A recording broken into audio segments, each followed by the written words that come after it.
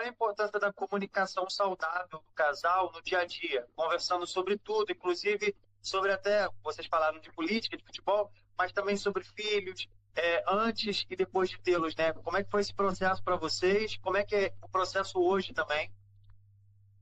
Sim, assim, eu acho que no namoro, né? Não sei se eu vou puxar a brasa um pouco para a área que a gente escolheu, né? Que é a psicologia. Então, eu acho que a área que a gente escolheu permite muito isso, né? A coisa da escuta, de exercitar sempre a escuta, né? Aprender, porque assim, uma coisa é você ouvir, outra é você escutar. Parece que é a mesma coisa, mas não é. Né? A escuta é uma coisa muito mais apurada, né? Isso que você falou de comunicação, a comunicação é a base de tudo. Né? Num relacionamento, quando você não trabalha a questão da comunicação de forma com qualidade, né? Porque tem muitas pessoas que falam, mas falam demais, mas não chegam a um consenso, né? Então, tem muita gente que fala, não escuta, tem muita gente que só escuta e não fala quando deveria falar. Né? E a comunicação, a gente se prende muito pela verbal, né? Que é eu estou falando, vocês estão escutando, né? E vice-versa. Mas existe um outro tipo de comunicação, que é a comunicação não verbal, que é a comunicação das entrelinhas. Né? E aí, quando você conhece, por exemplo, eu conheço a Jo, acredito que alguma coisa eu conheço dela, então quando eu percebo que às vezes ela fala assim, pô, assim, você tá bem? Eu olho para ela, ela tá assim, sabe, com assim, um semblante assim, diferente. Aí ela fala assim, não, tá tudo bem, mas assim, você vê nas entrelinhas que é verbal, mas nas entrelinhas quer dizer outra coisa. Quando existe intimidade, quando existe um verdadeiro conhecimento, né, em relação com quem você convive, na realidade você vai perceber que não está bem. Né? Então, essa comunicação não verbal, que é uma coisa que todo mundo deveria exercitar, trabalhar, que é você olhar na realidade como é que o outro está se comportando, né? Ou como ele está realmente, será que o que ele está falando é o que ele realmente está vivendo? Né? Então, essa questão da comunicação ela é fundamental, não só no namoro, mas no casamento mais ainda. É extremamente importante. Quando a gente fala de educação de filhos, a gente tem que ficar atento ao estilo parental, né?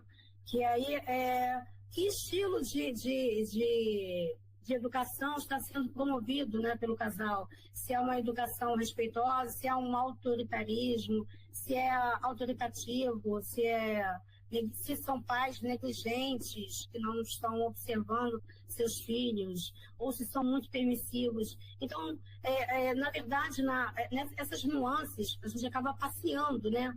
Às vezes você precisa ter um tom mais de autoridade, ser um pouco autoritário, mas sem ser autoritário o tempo todo, porque isso promove mais conflito do que resolve, né? No estilo autoritativo, aí sim, você tem mais diálogo, você tem mais como compreender, né, aquela relação, o feedback familiar, observar as fronteiras entre a relação conjugal e a relação dos pais com os filhos, que é a parentalidade. Ainda sobre filho. A criança cresce, se torna adolescente e aí os desafios eles mudam, né? Muitos pais não sabem lidar com o fato dos filhos muitas vezes se isolarem devido ao excesso de exposição às telas e tudo mais. Que conselhos vocês dariam aos pais, principalmente dessa geração, né, que estão passando por isso? Então, a gente estava conversando a respeito dessa questão. A primeira coisa que me veio à cabeça foi a seguinte: antes da gente falar sobre adolescência, questão da adolescência, né, e relacionamento com os filhos, é extremamente importante que a gente entenda que, para se falar de adolescência, como você pode, se você tem um filho adolescente, como você pode interagir com o seu filho adolescente se você nunca foi presente durante toda a sua infância? Então, tudo começa na infância.